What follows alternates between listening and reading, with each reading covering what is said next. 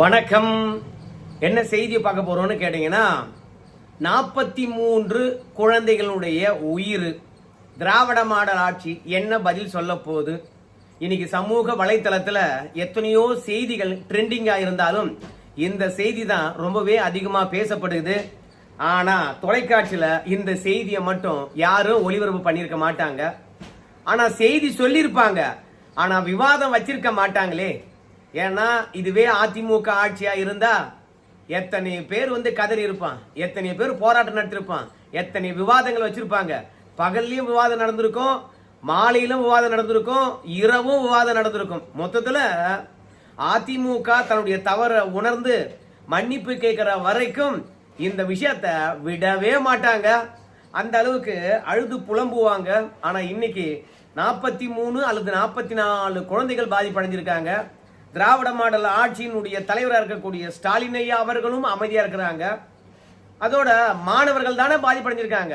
எங்க போனாரு பள்ளி கல்வித்துறை அமைச்சரும் உயர்கல்வித்துறை அமைச்சரும்? சோ மொத்தத்துல இந்த ஆட்சியில யாருக்குமே பாதுகாப்பு இல்ல. என்ன புஷ்குன்னு இப்படி சொல்லிட்ட அப்படின்னு கேட்பீங்கல்ல, விரிவாவே பேசலாங்க.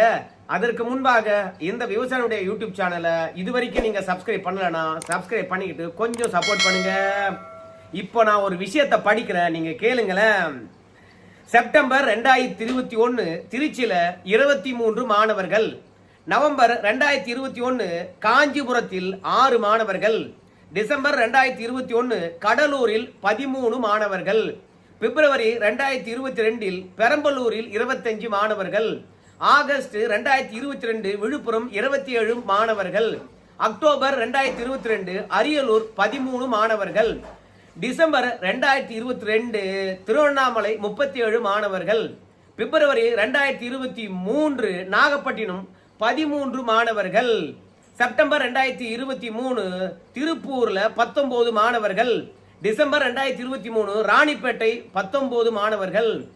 மார்ச் 2024 திருவள்ளூர் 10 மாணவர்கள். ஆகஸ்ட் 2024 தூத்துக்குடி 13 மாணவர்கள். செப்டம்பர் 2024 செங்கல்பட்டு 17 மாணவர்கள். இதெல்லாம் என்னதுன்னு கேக்குறீங்களா? இந்த திராவிட மாடல் ஆட்சி இல்ல, திராவிட மாடல் ஆட்சி. இந்த திராவிட மாடல் ஆட்சியில மாணவர்கள் மதிய உணவுல பள்ளி விழுந்து அதை சாப்பிட்ட மாணவர்கள் மயக்கமடைந்த புள்ளி விவரங்கள். அது மட்டும் இல்ல, ஏதோ அப்பெல்லாம் நடந்து போச்சு, இப்ப எதுவும் நடக்கல அப்படின்னு ஒருவேளை நீங்க தப்பா நினைச்ச கூடாது இல்ல. பிப்ரவரி 2025 7 மாணவர்கள் தர்மபுரியில. ஜூன்ல 2025 கடலூர்ல 3 மாணவர்கள். ஆகஸ்ட் 2025 ஓசூர்ல 22 மாணவர்கள். செப்டம்பர் 2025 கள்ளக்குறிச்சியில் 47 மாணவர்கள். இந்த வருஷம் 2026 தஞ்சாவூர்ல 13 மாணவர்கள். மார்ச்ல நேத்து 2026 கோவை கவுண்டம்பாளையத்துல 43 மாணவர்கள். 2025 2026 வரைக்கும் கிட்டத்தட்ட 100 மாணவர்களுக்கு மேலாக, அதற்கு முன்பாக ஆயிரக்கணக்கான மாணவர்கள் ஏகப்பட்ட பள்ளியில பள்ளி விழுந்த உணவை உண்ட பிறகு மாணவர்கள் மயக்கமடைந்திருக்கின்றார்கள். மருத்துவமனையில போய் மருத்துவம் பார்த்திருக்கின்றார்கள். சரி, இந்த லிஸ்ட்லாம் எதுக்கு அப்படின்னு கேக்குறீங்களா? நேத்து கோயம்புத்தூர் கவுண்டம்பாளையத்துல 43 மாணவர்கள் மதிய உணவு சாப்பிடுகின்ற போது பள்ளி விழுந்த உணவை சாப்பிட்டு இருக்காங்கன்னு வச்சுங்களேன். இந்த உணவு சாப்பிட்ட குழந்தையுடைய விவரமானது ஏஎன்ஐ செய்தி நிறுவனத்திலேயே ஒளிபரப்பு பண்ணியிருக்காங்க. ஆனா நம்ம தொலைக்காட்சியில் இதெல்லாம் வரவே இல்லை. ஒரே ஒரு விஷயம், முதல் வருஷத்துல எங்கேயோ ஒரு பள்ளி உணவுல பள்ளி கண்டெடுக்கப்பட்டால் உடனடியாக பள்ளி கல்வித்துறை அமைச்சரோ இல்ல அதிகாரிகளோ ஒரு சுற்றறிக்கை அனுப்பலாம். ஏன்பா இந்த மாதிரி இந்த ஊர்ல அதாவது சமைத்த உணவுல பள்ளி விழுந்திருக்குது, மாணவர்கள் பாதிப்படைஞ்சிருக்காங்க, அதனால ஒட்டுமொத்த பள்ளியும் பாத்தீங்கன்னா தூய்மையா இருக்கிறதா, அதே மாதிரி உணவு கூடங்கள் சரியாதான் பராமரிக்கப்படுகிறதா அப்படின்னு ஒரு சுற்றறிக்கையை அனுப்பி அவற்றையெல்லாம் சரி பார்த்திருந்தான்னு வச்சுங்களேன், இந்த பிரச்சனை வந்திருக்குமா? அண்ணாமலையில் இருந்து எடப்பாடி பழனிசாமி வரைக்கும் எதிர்கட்சி வரிசையில் அத்தனை பேருமே கோவையில 44 மாணவர்கள் மதிய உணவு சாப்பிட்டு வாந்தி மயக்கம் ஏற்பட்டு மருத்துவமனையில் போய் மருத்துவம் பார்க்கின்ற சூழ்நிலை ஏற்பட்டிருக்கின்ற போது தன்னுடைய கண்டனங்களை பதிவு செய்திருக்கின்றார்கள். ஊடகம் பேசல என்பதனாலே பாத்தீங்கன்னா எந்த விதமான பாதிப்பும் இல்லை மாணவர்களுக்கு அப்படின்னு சொல்லிடக்கூடாது. இது என்னவோ இப்ப மட்டுமா நடக்குது? ஆண்டு காலமாக நடந்துகிட்டே இருக்குது. இப்படி ஆண்டு காலமாக உணவுல பள்ளி வீர்றதும் மயக்கம் அடைவதும் மருத்துவமனை கூட்டும் போய் மாணவர்கள் வந்து பாத்தீங்கன்னா சரி செய்து வீட்டுக்கு அனுப்புவதும் பெற்றோர்கள் பதட்டம் அடைவதும் இப்படியாப்பட்ட சூழ்நிலை தொடர்ந்து கொண்டே இருக்கின்ற போது ஒரு சுற்றறிக்கை அனுப்பி எல்லா இடத்தையும் தூய்மைப்படுத்துங்க, சரியா இருக்கான்னு பாருங்க, உணவு தூய்மையாக சமைக்கப்படுதா பாருங்க, சுற்று வட்டாரங்கள் எப்படி இருக்கு பாருங்க, உணவுப் பொருட்கள் தரமா இருக்கா பாருங்க, இதெல்லாம் பண்ணிருக்கணுமா இல்லையா? ஆனா எதுவுமே பண்ணாம ஆண்டுதோறும் வந்து கிட்டத்தட்ட 30-40 பள்ளிகள் வந்து இந்த மாதிரி பள்ளி விழுந்த உணவை சாப்பிட்டு மாணவர்கள் மயக்கம் அடைந்தார்கள் என்று செய்தி வருகின்ற பொழுது படிக்க அனுப்புகின்ற பெற்றோர் என்ன நினைப்பாங்க? அட அரசு பள்ளியா, மதிய உணவா, தேவையில்லை அப்படின்னு யோசிப்பாங்க. அப்படி இல்லையா, அரசு பள்ளியே தேவையில்லை அப்படின்னு முடிவுக்கு வர்றாங்க. அப்படி அரசு பள்ளியே வேண்டாம் என்று சொல்லுகின்ற போது ஆண்டுதோறும் 45,000 கோடி ரூபாய் பள்ளி கல்விக்காக ஒதுக்குறீங்களே, அந்த பணம் எங்க போகுது? ஆட்டையா போடுறீங்களா அப்படின்ற கேள்வி எழுதா இல்லையா? அதெல்லாம் கூட இருக்கட்டும். இந்த போட்டோவை பாருங்க. இந்த போட்டோவில் தஞ்சையில வந்து பாத்தீங்கன்னா விஜய பார்ப்பதற்காக போய் காவலர் வாகனத்துல மோதி கீழே விழுந்து மண்டை உடைஞ்ச மாணவனை மருத்துவமனையில போயிட்டு பள்ளி கல்வித்துறை அமைச்சர் நேரடியாக சந்தித்து, ஏப்பா கவலைப்படாத, மருத்துவ செலவு அத்தனையும் வந்து பாத்தீங்கன்னா அரசாங்கமே ஏத்துக்கும் அப்படின்னு சொல்லிட்டு ஆறுதல் சொல்லிட்டு வந்திருக்காரு. ஆனா இங்க 44 குழந்தைகள் மதிய உணவு சாப்பிட்டு மயக்கம் அடைந்து மருத்துவமனையில போய் மருத்துவம் பார்த்திருக்காங்க. ஆனா அமைச்சர் போலங்க. ரெண்டாவது முதலமைச்சர் இதை பற்றி பேசவே இல்லைங்க. ஊடகம் பேசலன்னு வச்சுங்களேன், பிரச்சனை ஒண்ணும் இல்லைங்க, அவ்வளவுதான், முடிஞ்சு போச்சுங்க. ஆனா இந்த ஆட்சி இப்படியே தொடரணுமா? இவங்களும் தரமான உணவை தரமாட்டாங்க. கேட்டா குழந்தைகளுடைய பசியை அறிந்து காலை உணவையும் நாங்க போட்டிருக்கோம் அப்படின்னு. மதிய உணவே பள்ளி இழிக்குது, மதிய நேரத்தில் சமைக்கிறது. காலையில 7 மணிக்கு 8 மணிக்கு உணவு போனோம்னா நீங்க எப்படி சமைச்சிருப்பாங்க? எந்த ஹோட்டல்ல இருந்து வாங்குறீங்க? அந்த உணவு எப்படி தரமா இருக்குது? எதுவுமே தெரியாது. அதனால வீண் விளம்பரங்கள் தான். நம்ம அண்ணாமலை சொல்றாரு, வெட்டியாக பொழப்பாடுகின்ற துதிப்பாடுகள் கூட வச்சுக்கிட்டா திராவிட மாடல் ஆட்சி ஓஹோ ஆஹா அப்படின்றீங்க. ஆனா 43 குழந்தைகள் பாதிப்படைஞ்சிருக்காங்க. யாராவது ரெஸ்பான்சிபிள் ஏத்துக்கிட்டீங்களா? யாராவது மருத்துவமனையில பாத்தீங்களா? இதுல இன்னொரு கொடுமை என்னன்னு கேளுங்களேன். திமுகவுடைய ஒரு உடன்பிறப்பு வைஷ்ணவி, அந்த அம்மா மருத்துவமனைக்கு உள்ள போய் குழந்தைகளை வந்து பார்த்தாங்களாம். அந்த குழந்தைகளை பொறுத்த வரைக்கும், நாங்க மதிய உணவு சாப்பிட்டோம், ஒன்னும் பிரச்சனை இல்ல, நாங்க ஹாஸ்பிட்டலுக்கு வந்திருக்கோம், ரொம்ப ஜாலியா தான் இருக்கிறோம், எந்த விதமான பிரச்சனை இல்ல, நல்லா தான் இருக்கிறோம். ஆனா என்ன ஒண்ணு, வருகின்ற நர்ஸும் டாக்டரும் ஊசி குத்துறதுக்காக பாக்குறாங்க.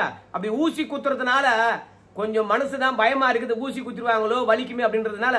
இந்த உணவு சாப்பிட்டதுனால எந்த பிரச்சனையும் இல்ல, குழந்தைங்க குதூகலமாகத்தான் விளையாடுறாங்க, ஜாலியா தான் எங்ககிட்ட செய்தியை பகிர்ந்து கொண்டார்கள் அப்படின்னு வைஷ்ணவி என்ற உடன்பிறப்பு வந்து பாத்தீங்கன்னா செய்தி பதிந்திருக்குது.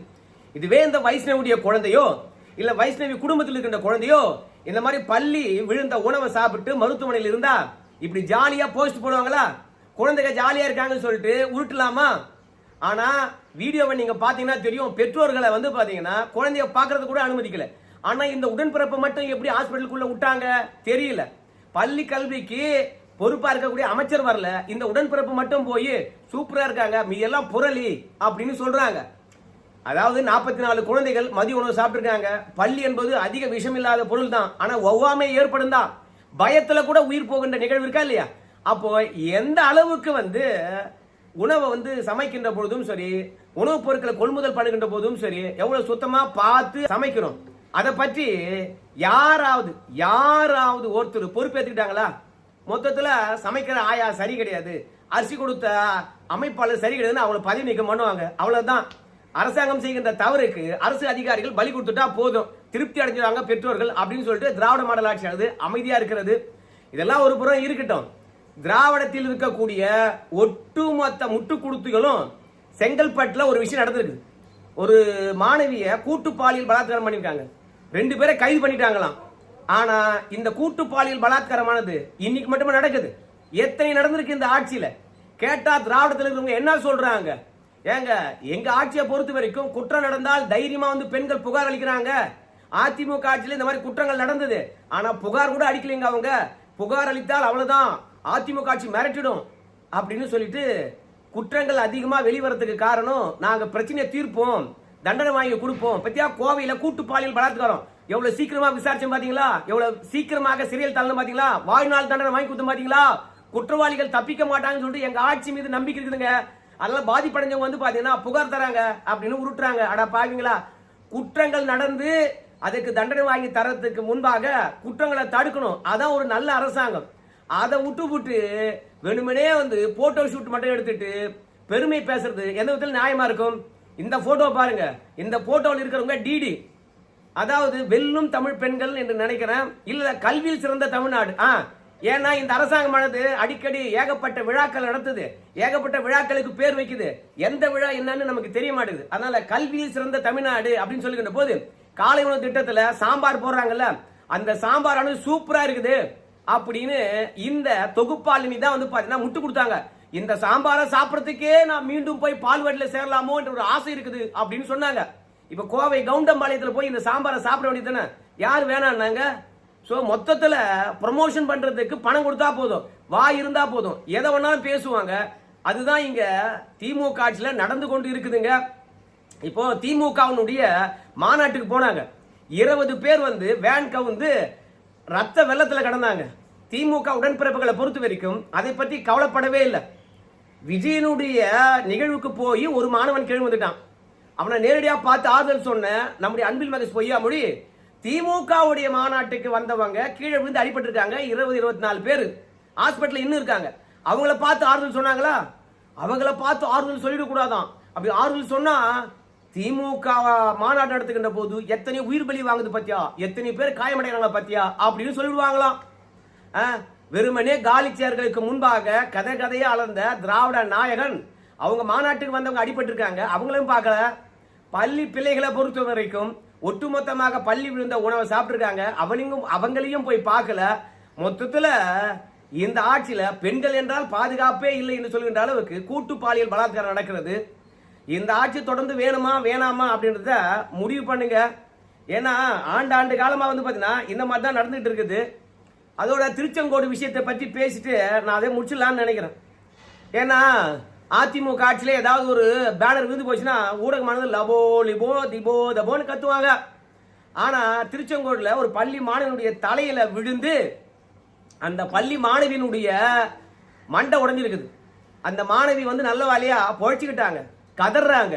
ஆனா இந்த திமுக அரசாங்கமானது நீதிமன்றத்துல அதிமுக பேனர் விழுந்த பிறகு என்ன சொன்னாங்க தெரியுமா? எங்களை பொறுத்த வரைக்கும் இனிமே பேனரே வைக்க மாட்டேங்க, நாங்க பிரமாண பத்திரம் தாக்கல் பண்றோங்க, அதிமுக ஆளுங்கட்சியா இருக்குது, அவங்க பேனரை வந்து வைக்க மாட்டேன்னு சொல்லிவிட்டு உறுதியளிக்க சொல்லுங்க பார்க்கலாம் அப்படின்னு கோர்ட்ல போய் சீன் போட்டாங்க. இன்னைக்கு மாநாடு நடத்துறாங்க என்பதனால நாலாபுறமும் பேனரை வச்சு அப்பாவி உயிர்கள் போது அநியாயமா பாதிப்படைகிறாங்க. ஆனா ஒருபோதும் சரி இதுக்கு யாரும் பொறுப்பேற்றுக் கொள்ள மாட்டாங்களே. சோ என்னை பொறுத்த வரைக்கும் ஏதோ ஒரு வருஷத்துல நடந்ததை எடுத்து நம்ம பேசல. பிள்ளைகள் வந்து பாத்தீங்கன்னா மதிய உணவு சாப்பிட்ற விஷயத்துல பாதிப்படைவது ஒவ்வொரு ஆண்டும் 10 பள்ளிக்கூடம் 20 பள்ளிக்கூடத்துல இந்த மாதிரி பள்ளி விழுகின்ற நிகழ்வு நடக்கிறது. இது எதோச்சியானது அப்படின்னு சொல்லிட முடியாது. இது பள்ளியை வந்து பாத்தீங்கன்னா பராமரிப்பதிலும் சரி, உணவு கூடத்தை பராமரிப்பிலும் சரி இந்த அரசாங்கமானது மெத்தனமா செயல்படுது. உணவுப் பொருள் வழங்குதல கூட வந்து பாத்தீங்கன்னா தூய்மையான அரிசியோ பருப்போ எண்ணெயோ கொடுக்காத காரணத்தினாலும் இல்ல உணவுப் பொருட்கள் வருகின்ற பையிலையோ ஏதோ ஒரு பிரச்சனை இருக்குது. இந்த பிரச்சனைகளை கண்டறிந்து நிரந்தர தீர்வு காணாத வரைக்கும் இந்த பிரச்சனையானது ஏற்பட்டுக்கிட்டே தான் இருக்கும் என்பதுல மாற்று கருத்து கிடையாது. அதனால திராவிட மாடல் ஆட்சியானது 43 பிள்ளைகளுடைய வாழ்க்கையில விளையாடி இருக்குது. இதுக்கு பதில் சொல்லணும், ஆனா யாரும் வாய் திறக்க மாட்டாங்களே. இதை மறக்கடிப்பதற்கு வேற ஏதாவது ஒரு செய்தியை இன்னைக்கு பிரேக்கிங் நியூஸ் போட்டு ஒளிபரப்பு பண்ணுவாங்க பாருங்க. சிலிண்டர் இல்லை என்று நேற்றெல்லாம் உருட்டினாங்க. இந்த விஷயத்தை மறைக்கிறதுக்காக தானே என்னவோ தெரியல, பார்க்கலாம். குழந்தைகள் உயிரானது பெற்றவனுக்கு தான் தெரியும் அருமை, ஆனா மத்தவனா இருக்குன்னு எவனுக்குமே தெரியாது. இதுல அப்பான்னு கூப்பிடணுமா? எந்த அப்பாவன்னு கூப்பிடணும்னு தெரியல. அப்பானா எவ்வளவு அக்கறையா இருக்கணும்னு தெரியல. சரி நண்பர்களே, இந்த வீடியோ தொடர்பாக உங்க கருத்து சொல்லுங்க. நன்றி.